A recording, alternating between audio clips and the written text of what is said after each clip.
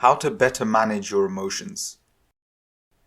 This is one video I've been looking forward to recording, as I think emotional intelligence and management is one of the most underrated skills in our modern day.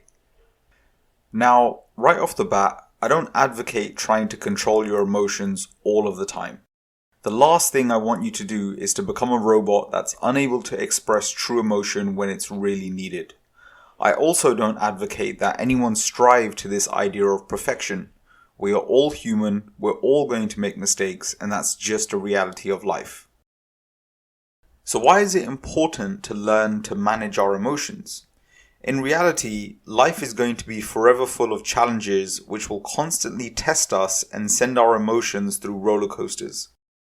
The better we learn to navigate these highs and lows, the more effective we can deal with the challenges that end up coming our way. Secondly, a lot of the problems we tend to have nowadays are based off of emotions which typically don't serve a suitable purpose in their situation. For example, maybe being anxious about a phone call from someone that you haven't heard from in a while. Anxiety, much like any other emotion, has a fitting time and place.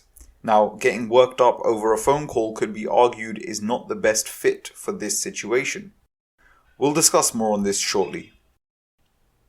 Let's start with some principles to help explain how you're better going to control your emotions. Number 1. We are not our thoughts and feelings. One of the biggest mistakes people make is they believe that because they think or feel a certain way, it means that they are that thing. Emotions are not something that you have, they are something that you do. Much like you won't always be happy, you won't always be sad, or excited, or depressed, or angry. The first step in learning to take back control of your emotions is by understanding there is a difference between feeling an emotion and becoming that emotion. You can feel happy without becoming happy. You can feel anger without getting angry. You can also feel sadness without being sad. It's a simple but important thing to recognize, and I'll explain more on this why towards the end of this video. Number 2. There are no good and bad emotions. When most people think of managing their emotions, they tend to class them as good and bad. For example, ask most people if they believe anger, frustration, and anxiety are good or bad emotions. What do you think they would say? Most people in this situation would naturally say these are bad or negative emotions. The second thing to note is actually there is a time and place for every emotion. For example, if you were stranded in a jungle alone and heard a sound in the bushes, feeling anxiety is helpful due to the release of hormones, and it's aimed to help you stay alive. With this in mind, the issue isn't the emotion we experience. For most people, it's more so that they are feeling an emotion which they don't believe is suitable for the situation, and they don't really know how to process this. I would class this more as an issue with the management of emotions rather than the emotion itself. So the question then becomes, how do you take back control? Well, based on the two concepts I shared, there is a very practical way to think about this, and there is some training you can start to do today to help you have better control over your emotions.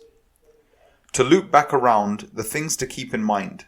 Number 1, we are not our thoughts and feelings. And number 2, there are no good and bad emotions. In order to start controlling your emotions, it's not about trying to suppress the emotion. The trick is becoming aware of the emotion you're experiencing, letting it go, and changing the reaction you take in response to the feeling. Most people will operate like this. I feel anger, therefore I am now angry. What I am suggesting is, you feel anger, you accept you feel anger, you decide it's not the best emotion for this situation, you let it go, and you choose a more fitting response to the given situation. Now, that sounds good and well, but how do you actually make that happen in the moment? The most direct way is to start a habitual practice of meditation. Now, when you meditate, you pick a focus point, and mine is usually my breath, and then I pay attention to when my mind wanders. When it does, I note it's wandered, and I bring it back to my focus point. The act of this training is like doing a bicep curl for your mind. What you're training yourself to do is separate what happens in your mind in isolation before it becomes part of who you are in that moment. That act of letting go of your thoughts during your meditation actually starts to spill over into your day-to-day life. So the next time you experience anger or anxiety, you're able to see it, accept it, let it go, and pick a more fitting emotion to express at that time. Now, this is by no means a quick fix and will take some long-term work and exercise to get you to where you want. But as with most good things in life, there is no substitute or shortcut. Train your mind, and if you learn to master your mindset, I can promise you'll experience a whole new level of growth in your life. As always, I hope you found this helpful, and I look forward to catching you in the next one.